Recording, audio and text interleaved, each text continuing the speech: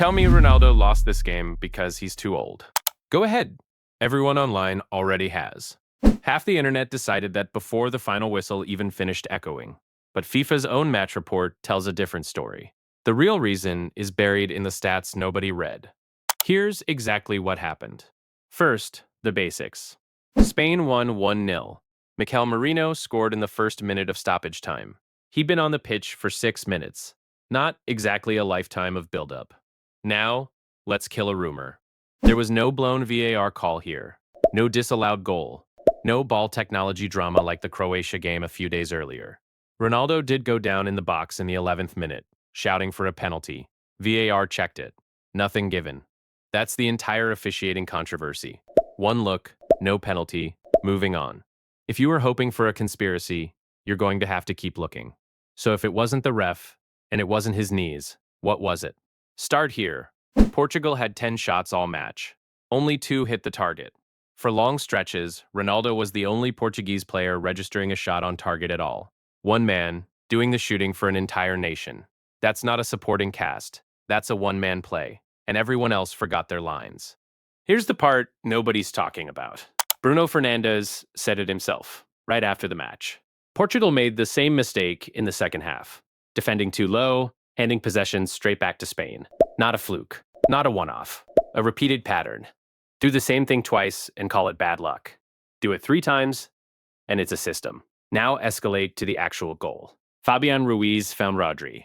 Rodri found Ferran Torres, another substitute, near the box. Torres took one touch and slipped it through the defense. Merino arrived late into the box, the exact kind of run defenses are trained to track. Portugal didn't track it. 4 separate defensive errors led to Spanish shots across the match. This was just the one that counted. Here's the twist most fans miss entirely. Rafael Leao, one of Portugal's fastest, most dangerous attackers, started the match on the bench. Meanwhile, a 41-year-old Ronaldo played every single minute. One British pundit didn't hold back, saying live on air that Ronaldo was waddling around the field like a granddad. Harsh. Also, according to the shot chart, not entirely wrong. Leao only came on in the 73rd minute. By then, Spain had already settled into exactly the shape they wanted. So here's the actual sequence, in order. Portugal repeatedly retreated too deep in the second half. That handed Spain the ball and the territory. Spain's fresh legs off the bench punished it with one clean run nobody tracked. 3 separate failures, 1 outcome. And here's your topical gut punch.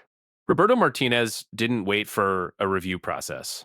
He resigned as Portugal's head coach immediately after the final whistle. Not next week. Not after reflection. Immediately. When the man who made the substitutions quits before the team bus even leaves the stadium, that tells you something the stat sheet only hints at. Let's zoom out. Portugal didn't lose because of one bad call, one lucky bounce, or one aging legend. They lost because they sat too deep, too often, and got punished by exactly the kind of run they'd already failed to track earlier in the tournament. Ronaldo playing all 90 minutes wasn't the disease. It was a symptom of a coach who wouldn't change course, whether it worked or not. The stats agree, the coach's resignation agrees, only the headlines disagree. The game has not changed. You have.